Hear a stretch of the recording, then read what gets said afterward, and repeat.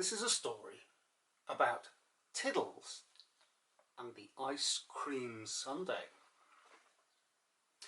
It was a quiet Sunday morning, and Tiddles was stretched out on the windowsill.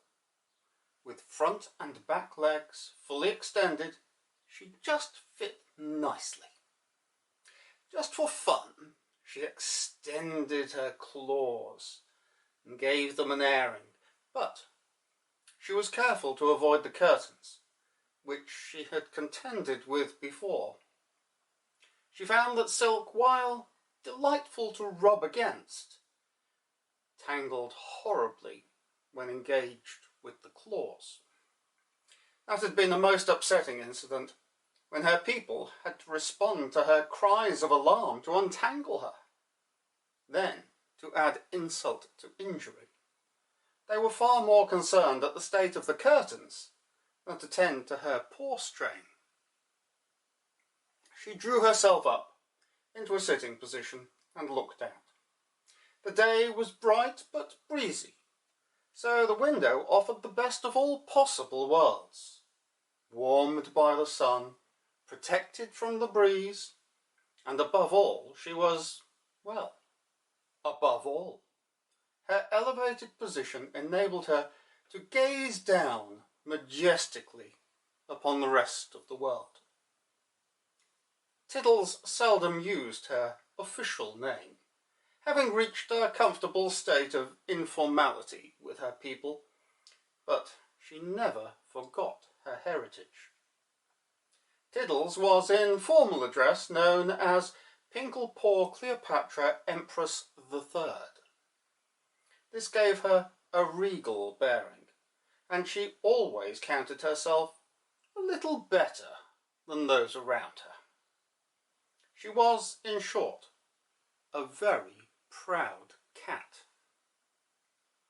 The house next door had been bought recently by a new family, who had brought with them a dog and two small children, much to Tiddles' distaste. And she now saw next door's dog, Baxter, going for a walk. Well, not going for a walk exactly, being taken for a walk. She could not imagine the ignominy of being taken for a walk on a collar and a lead. She tapped the window with a claw just to see Baxter stop in his tracks and look up. Of course, at once he began barking and yelping. Tiddles gazed down on him, yawned and licked her lips, then wrinkled her nose as if responding to a bad smell.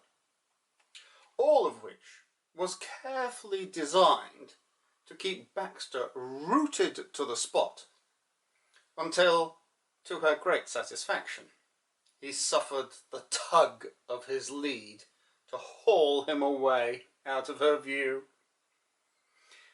After a good morning nap and an agreeable lunch of sardines, Tiddles started the afternoon with a patrol of her immediate territory. In this, of course, she still included the next-door garden, even though it now had its own occupant. The breeze of the morning was gone, and the day was now warm, even some might say hot.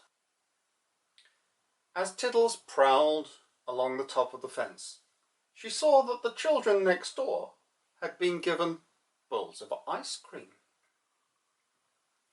Now, milky drinks and such like did not agree at all well with Tiddles' digestion, but she did enjoy a little taste now and then. She was a great believer in indulging her whims, so today that called for ice cream. The dog, happily, was nowhere to be seen. The ice cream was in two small bowls on the garden table, which the children were taking a spoonful from and running off to play some game or other, before returning for another spoonful. This was the lie of the land. It was all a question of timing. Tiddles casually strolled along the top of the fence until she was opposite the table with the ice cream on it. She waited until the children had just spooned more into their mouths, and as they ran off, Tiddles jumped down. She landed silently, poised for action. A few quick steps brought her underneath the table, and using a chair next to it, she hopped up in 2 swift motions to stand on the tabletop, next to the bowls of ice cream. Composing herself, she bent to the bowl nearest to her and darted out a perfectly judged flick of her tongue. That was quite delicious, she thought, closing her eyes and savouring the creamy delight. So caught up in pleasure was she, that Tiddles did not notice the children running back to the table until it was almost too late. She sprang down to the ground in a single leap. The children crashed into the table, giggling and squealing, and sending both bowls of ice cream skittering to the edge. Tiddles looked up, just in time to see the ice cream a split second before it landed squarely on her head. She leapt up to her fence and shook herself and looked back at the scene of catastrophe. Nobody was paying her any attention. They were all watching as a delighted Baxter was licking up both bowls of ice cream from the ground. The dog looked up and gazed directly at her. Then he licked his lips with relish. Tiddles turned her head away, only to see her woman coming out of the back door. "Oh, look at you, Tiddles, with that ice cream over your head. It looks like you're wearing a creamy crown. Perhaps that will teach you to stay in your own garden." Tiddles gave her an icy stare